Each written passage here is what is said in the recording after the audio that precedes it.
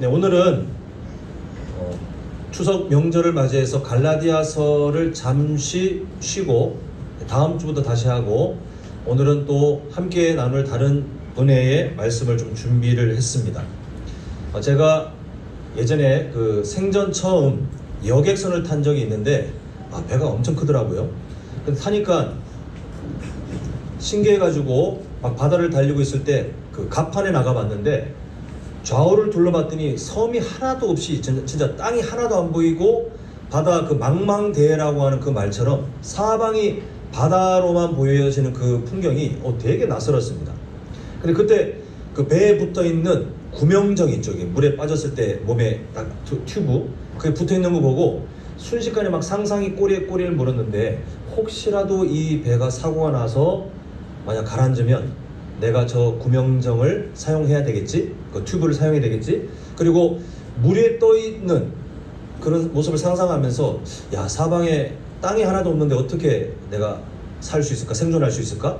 근데 그게 두려워지는 게 아니라 제가 다른 걸로 갑자기 그 상상인데도 있잖아요, 마음이 막 두려워지는 그런 경험을 했습니다. 뭐냐 하면, 제가 물 위에 떠 있는데 눈으로는 그 바다밖에 안 보이는 풍경이겠지만 뭐가 상상됐냐 하면, 제 발 밑으로 화면에 보이는 것처럼 끝도 알 수 없는 그 시커먼 바다가 제 밑에 있다는 게 갑자기 막 무서워지더라고요.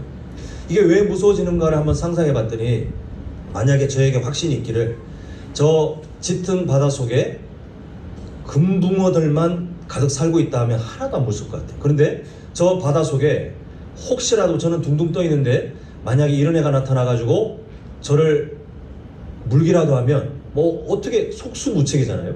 그러니까 그 상상 잠시나마 머릿속에 막 짧게 상상되긴 했지만, 바다 위에 떠 있는데 저 끝을 알 수 없는 저 시커먼 바다 속에 뭔가 존재를 할 수 없는, 근데 되게 위협적인, 특히 저는 상어 같은 뭔가가 올라와가지고 나를 문다면 나는 죽을 수도 있겠구나 라는 생각이 잠시나마 되게 공포심을 느껴본 적이 있습니다.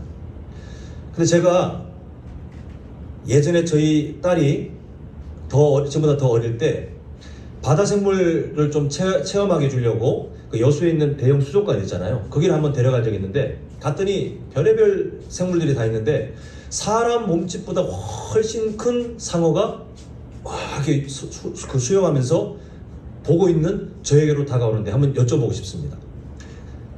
수족관에 그 큰 대형 상어가 저에게 다가올 때 제가 무서워했을까요? 아니면 하나도 안 무서워했을까요?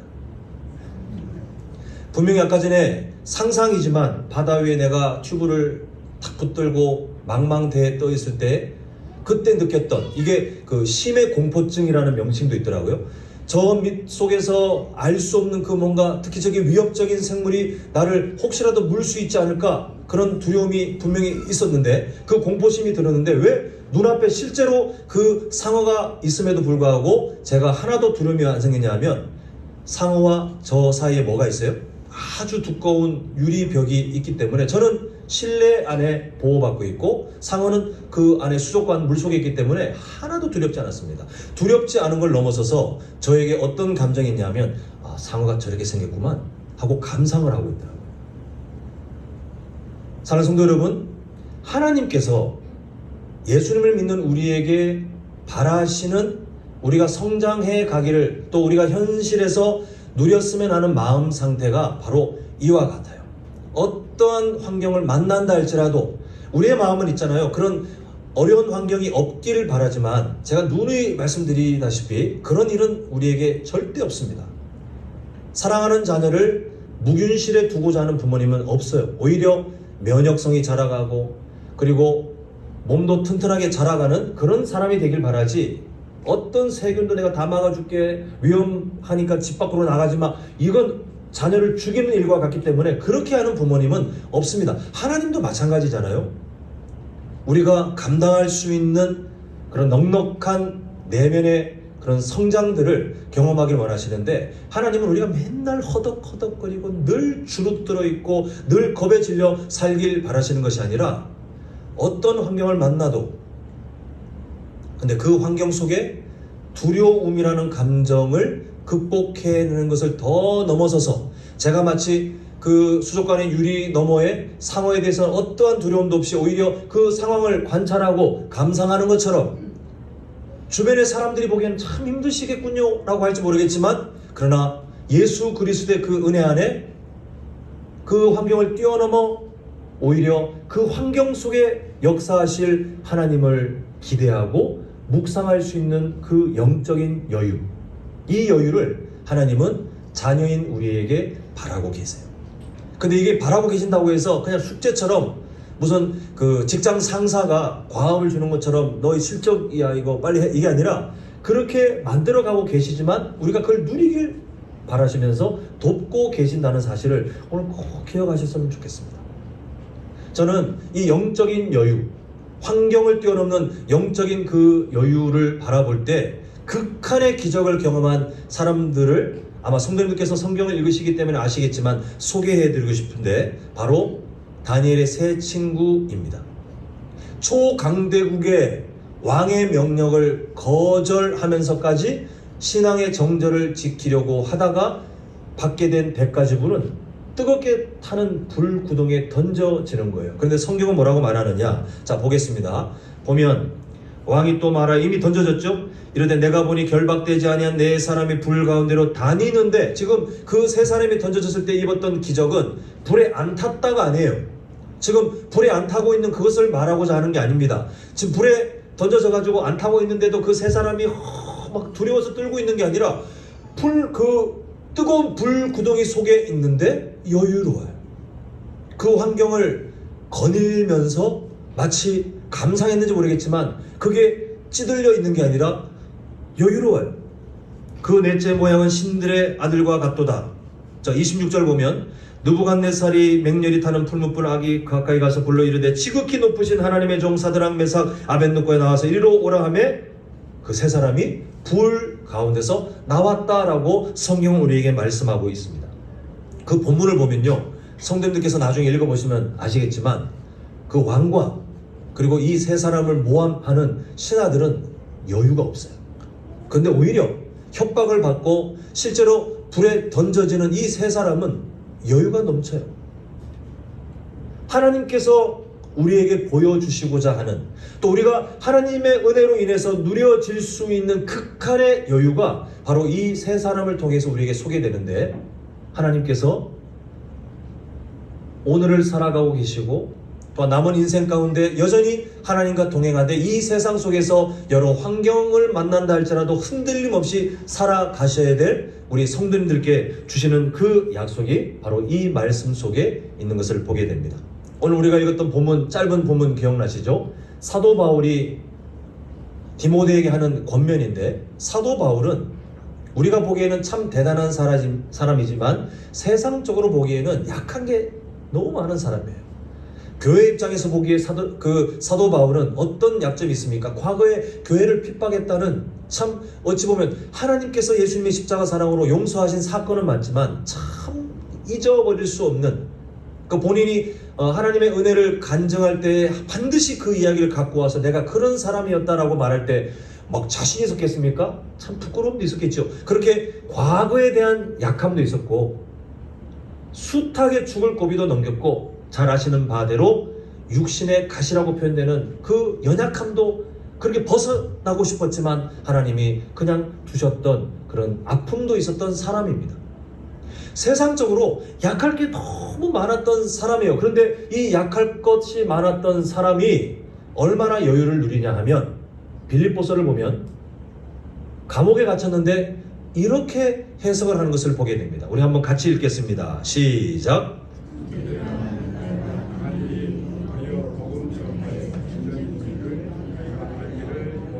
요즘 감옥이 아니잖아요. 요즘도 감옥 누가 가고 싶습니까? 요즘 감옥과 다르게 인권, 환경 다 엉망인 상태예요. 복음 때문에 억울하게 잡혀있는 상태예요. 그런데 지금 마치 제가 수족관 유리 너머의 상어를 전혀 두려워하지 않고 이렇게 생겼구만, 여유롭게 바라볼 수 있었던 그 여유처럼 갇혀있는 사도 바울이 오히려 자신의 상황을 해석하기를, 내가 당한 일이 도리어 복음 전파에 도움이 되는 것을 이제 감옥 밖에 있는 사람들에게 위로하고 앉아 있어요.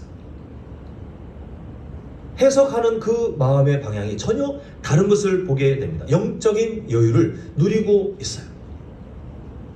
도대체 이렇게 약할 만한 이유들이 수두룩하게 많았던 이 사도 바울이 왜 이렇게 영적인 여유를 누리는 것을 더 넘어서서 정말 하나님이 주는 강함 속에 강건함을 누릴 수 있느냐? 오늘 우리 본문을 다시 한번 보도록 하겠습니다. 보면 노년의 그 사도 바울, 죽음을 직감하고 앞두고 있는 그 사도 바울이 영적 아들인 디모데에게 하는 권면을 보니까 은혜 가운데서 강하고, 근데 그 앞에 뭐라고 조건이 있냐면 그리스도 예수 안에 있는 은혜 가운데서 강하고 라고 권면하고 있는 것을 보게 됩니다. 사도 바울이 누리고 있는 그 강함의 비결이 뭐냐 하면 타고나기를 내면이 탄탄한 사람이 아니에요.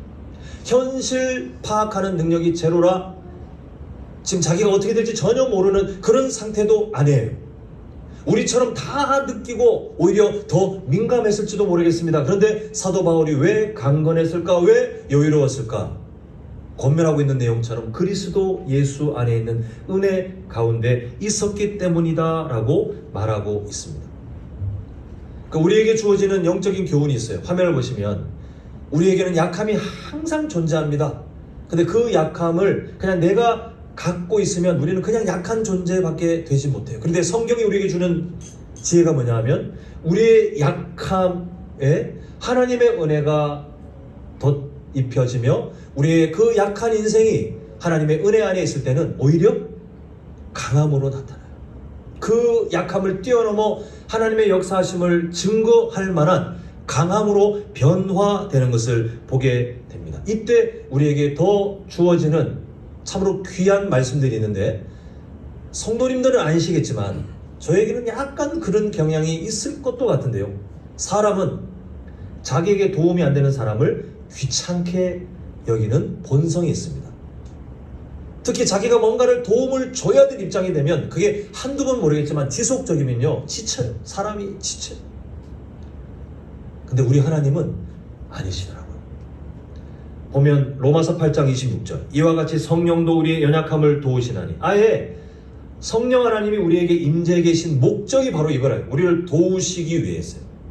그런데 하나님의 그 마음을 보니까 우리는 마땅히 기도할 바를 알지 못하나 오직 성령이 말할 수 없는 탄식으로 그냥 그 마음이 성령 하나님 그 인격적인 하나님 성령 하나님이 무슨 우리에게 어떤 능력 충만은 아니라 그랬잖아요. 인격적이신 그 하나님이 갖고 계신 우리를 향한 태도가 뭐냐 하면 돕고 싶어서 안절부절이에요. 우리의 연약함을 인정하시고 그 도우심을 주시기 위해서 우리보다 더 갈급하다는 것이 말씀이 우리에게 주는 확신입니다.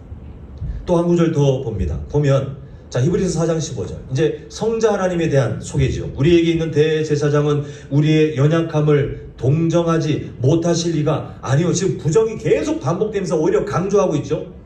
예수님의 마음을 보니 우리의 연약함을 귀찮아하거나 무관심하거나가 아니라 동정하지 못하실 이가 아닌데 우리에게 덧붙여지는 위로의 약속이 그 뒤에 모든 일에 우리와 똑같이 시험을 받으신 성육신이라는 이름, 우리가 부르는 그 성육신이라고 하는 그 이름은 마치 예수님의 능력을 말하는 게 아니라 낮아짐을 의미하지 않습니까? 한없이 낮아져서 우리와 상관없이 하나님이 어떻게 우리 아픔을 알아요 라고 말을 할 수 없을 정도로 그분이 우리보다 더 많은 상처들과 그 모멸감과 그 두려웠을 법한 상황들을 다 감당하셨지만 그분은 그 속에서도 여유를 누리셨어요. 그리고 그 여유를 모범으로 보여주신 예수님이 우리를 동정하기를 멈추지 않고 망설이지 않고 정말 간절한 마음으로 우리를 바라보고 계십니다. 그래서 우리는 아까 보여드렸죠. 약함이라는 그 상황에 나 어떤 자신만 있으면 우리는 그냥 약할 수밖에 없지만 약함이라는 우리의 변치 않는 존재가 있으나 하나님의 은혜 안에 우리가 있으면 우리의 삶은 달라지기 시작하는데 그 은혜를 주신 하나님의 마음에 우리는 의심할 바가 없어요. 그분은 우리에게 넉넉한 사랑, 변치 않는 신실하신 사랑으로 우리를 이미 품고 도우시는 분이시므로 우리가 할 수 있는 최고의 선택은 그분께 달려가는 것밖에 없다고 성경은 말씀하고 있습니다. 조금만 더 우리가 사도 바울의 삶을 좀 살펴보겠는데요. 사도 바울은 참 많이 갇혔던 사람이에요. 감옥에. 복음 때문에. 근데 사도 바울이 로마 감옥에 투옥되어 있을 때 그 열악한 상황 속에서 쓴 서신서들을 보면 기쁨이라는 단어가 16번 등장해요. 기쁠 게 하나도 없는 상태 아닙니까? 근데 감옥 안에 갇혀 있고 열악한 환경 속에 심지어 죽을 수도 있는 위험이 있는, 또 때로는 모진 고문 속에 몸이 지쳐 있는 그런 상황 속에서도 사도 바울이 다른 사람들에게 고백하는 삶에 대한 고백은 기쁨이라는 단어가 계속 녹아나더라는 거예요. 그 비결이 무엇일까? 함께 등장하는 단어들을 보면 우리가 눈치를 챌 수 있는데 헬라어로 이렇게 되어 있습니다. 엔 크리스토라고 해요. 크리스토는 눈치채신 것처럼 그리스도, 엔은 아내라는 말이에요. 그리스도 안에서, 물론 약간 다르게 번역되기도 합니다만 사도 바울이 적었던 서신서에 보면 엔 크리스토라고 하는 그 말을 통해 늘 소망, 위로, 그리고 기쁨들이 함께 나오는 것을 보게 됩니다. 정리하면 이런 거죠. 감옥 안에 갇혀 있음에도 불구하고 엔 크리스토, 사도 바울의 삶은 그리스도 안에 있었어요. 감옥에 갇혀 있다고 세상 사람들은 보고 있지만 그 주변 사람들은 눈으로 사도 바울이 갇혀 있어 라고 할지 모르겠지만, 근데 정작 사도 바울의 삶은 엔 크리스토, 그리스도 안에 있었기 때문에 기쁨을 말했습니다. 감옥 안에 갇혀있는 게 너무나도 분명했지만 그러나 실제 사도 바울은 엔 크리스토, 그리스도 안에 있다 보니 하나님을 찬양하고 오히려 복음을 전하는 일에 더 매진하고 있는 것을 보게 돼요. 현실과 동떨어져 있는 모습. 정신이 나간 사람처럼 보이겠지만 그러나 그 현실에 좌지우지되지 않고 오히려 여유롭게 그 약함에 하나님의 은혜가 덧붙여지니 더 강함으로 그렇게 자신의 삶을 하나님께 드리는 것을 보게 됩니다. 우리의 삶도 마찬가지예요.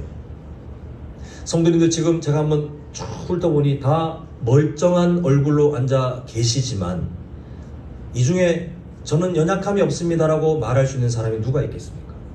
우리는 우리의 의도와 다르게 과거에 받은 상처라는 감옥에 여전히 갇혀 있을 수도 있고, 현재 진행 중인 어떤 고민들과 삶의 문제에 갇혀 있을 수도 있고, 아직 다가오지 않았지만 그러나 그 막막한 미래를 생각하며 미리 근심하고 두려워하는 그 미래에 대한 감옥에 갇혀 지낼 수도 있는 게 바로 우리예요. 우리 스스로 그 감옥에 들어가고 싶은 사람이 누가 있습니까? 근데 우리는 우리의 연약함이라고 하는 그 피할 수 없는 우리의 한계 때문에 과거에 갇혀 있거나 현재에 갇혀 있거나 미래에 갇혀 있는 그런 연약함이 우리에게는 누구나 있을 수 있다. 항상 있을 것이다라고 제가 선언하는 것이 아니라 우리는 누구나 그렇게 있을 수 있다라고 말씀을 드립니다. 그런데 예수님을 믿는 우리에게 하나님이 주시는 약속과 또 하나님께서 갖고 계신 기대감이 뭐냐면, 우리가 그런 연약함이 있음에도 하나님께서 우리의 삶을 어디로 자꾸 옮겨가기를 원하시냐면 엔 크리스토, 그리스도 예수 안에 있는 은혜. 우리가 과거의 상처에 갇혀서 그 상처에서 벗어나지 못하는 우리의 연약함이 있을 때 하나님께서는 우리를 들어서 엔 크리스토, 그리스도 안에 있는 그 은혜 안으로 옮기길 바라시는 거예요. 그리고 우리가 옮겨지면 우리는 과거라는 내가 벗어날 수 없는 그 감옥에서 우리는 오히려 여유를 부리고 오히려 하나님의 살아계심을 바라보고 묵상할 수 있는 힘을 얻습니다. 현재 진행형인 문제 앞에 우리는 낙심할 수밖에 없죠. 제가 여러분 저의 연약함을 말씀드렸잖아요. 목사님에도 저희 어머니께서 소천하시기 그 전에 한 달, 저는 지금도 그 순간을 상상하려고 하면 너무 힘들 정도로 저의 모든 진액을 쥐어짠 것처럼 힘들었어요. 목사님에도 그 삶에 제가 그냥 자연스럽게 감사, 은혜, 아니요, 밑바닥으로 떨어지는 연약함을 저도 같이 경험하더라고요. 그런데 그런 속에서도 하나님께서 엔 그리스도 안에 있는 은혜의 자리에 저를 두실 때 그런 상황 속에서도 하나님께 감사의 제목들이 발견되어지는, 제가 잘나서가 아니라 하나님의 저의 삶을 거기에 두시니 제가 다시 한번 힘을 낼 수 있고 하나님의 일하심을 볼 수 있는 그런 소망들을 현재 진행 중인 문제에서도 누리게 되더라고요. 다 마찬가지 아닙니까? 우리가 갖고 있는 가장 큰 연약함, 미래를 확신할 수 없는, 미래를 우리가 미리 예측할 수만 있다면 우리는 흔들림이 적을 것 같긴 하지만 우리에게 하나님이 그렇게 일부러 하지 않으셨다라고 합니다. 왜냐하면 하나님을 경외하기 위해서. 우리는 미래를 절대 예측할 수 없습니다. 거기서 오는 두려움, 막막함, 그 감옥에 갇혀 살아가는 사람들이 이 세상에 허다하게 많아요.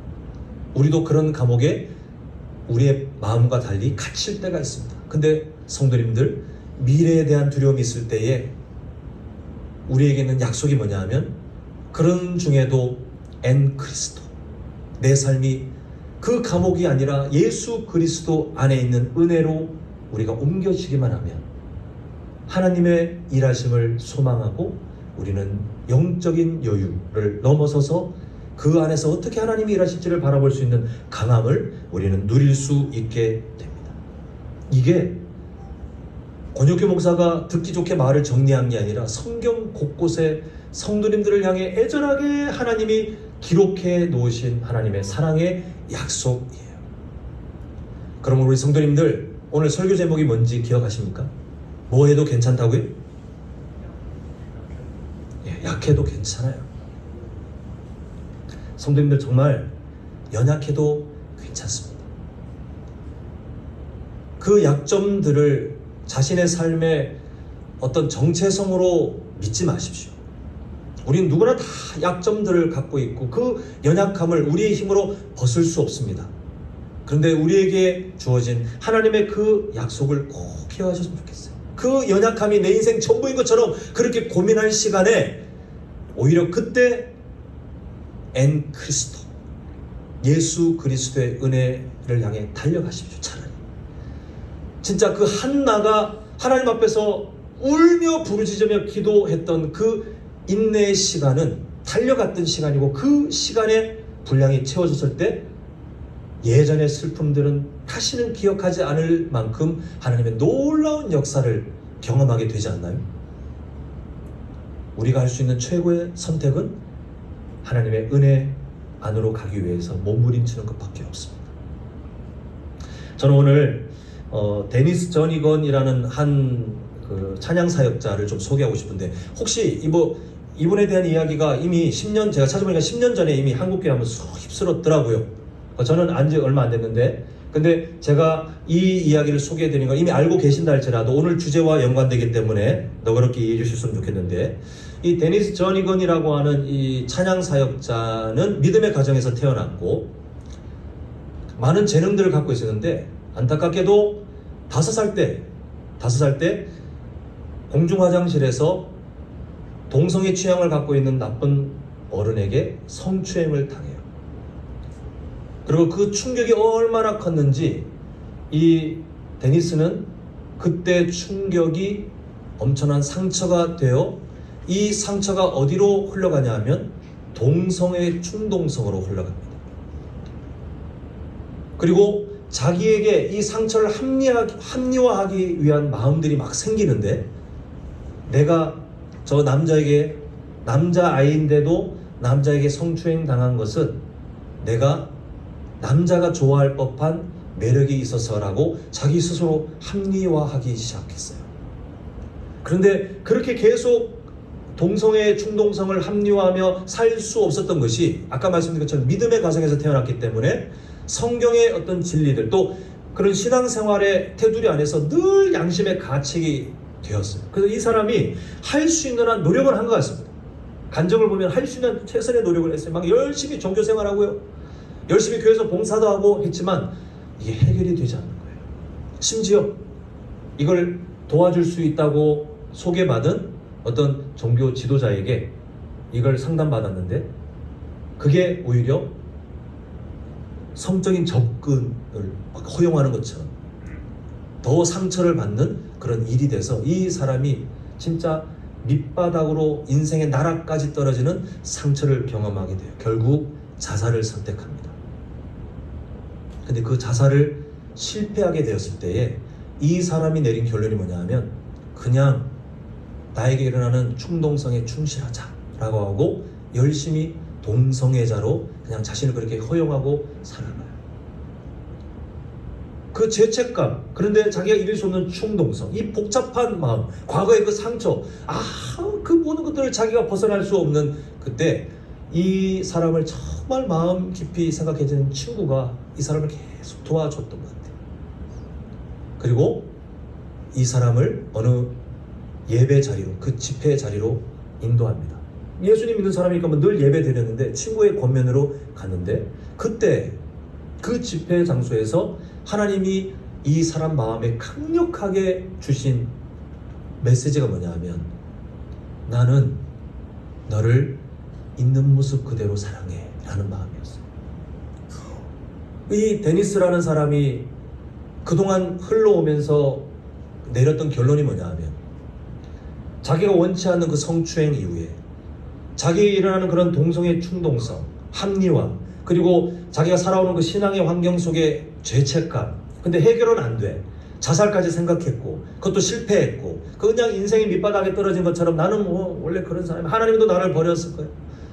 아니 이거 안 돼 라고 포기했는데 그때 하나님께서 그 자리에서 이 데니스에게 주셨던 메시지는 난 너 포기한 적 없어. 나는 있는 모습 그대로 너 사랑해. 네가 지금 갖고 있는 상처, 너에게는 그 충동성, 그런데 나는 너를 사랑해. 충격이었대요. 자기도 자기를 포기했는데 하나님이 나를 포기하지 않다니. 이 데니스는 그 하나님의 은혜 가운데로 오히려 더 달려갑니다. 그리고 하나님께서 주신 오늘 주제처럼 그리스도 안에 있는 그 은혜에 이 사람이 과거의 상처들, 그리고 자기가 갖고 있었던 충동성, 그리고 실제로 그렇게 동성애의 삶을 살았던 그 모든 시간들을 다 끌어안고 그러나 가졌던 하나님이 주셨던 확신, 예수님이 십자가에 달려 그 십자가의 보혈로 죄를 용서하실 때 이 문제까지 다 책임지셨구나. 이 자유함 속에 이 사람은 감사와 그리고 하나님의 은혜를 향해 달려가는 힘을 얻고 그때부터 이 사람의 삶이 달라졌어요. 그리고 이후에 그 충동성은 더 이상 이 사람을 억누르지 못하고 믿음의 사람을 만나 무려 9명의 하나님이 주신 자녀의 선물을 누리고 지금 이분이 연세가 어떤지 모르겠는데 꽤 연세가 드신 걸로 알고 있는데요. 10년 전 영상 보니까 지금보다 조금 더 연세가 들었던데 그 평생 남은 인생 동안에 그렇게 어려움을 당한 사람들을 돕고 그리고 찬양 사역자로 자신의 삶을 헌신하는 것을 보게 됩니다. 이 사람이 자기가 경험한 그 하나님의 은혜를 가지고 작곡한 찬양이 오늘 우리가 봉헌 찬양 때 부를 찬양인데 바로 이 찬양이에요. 우리 반주 없지만 무반주로 한번 같이 불러봅니다. 약할 때 강함 되시네 나의 보배가 되신 주 나의 모든 것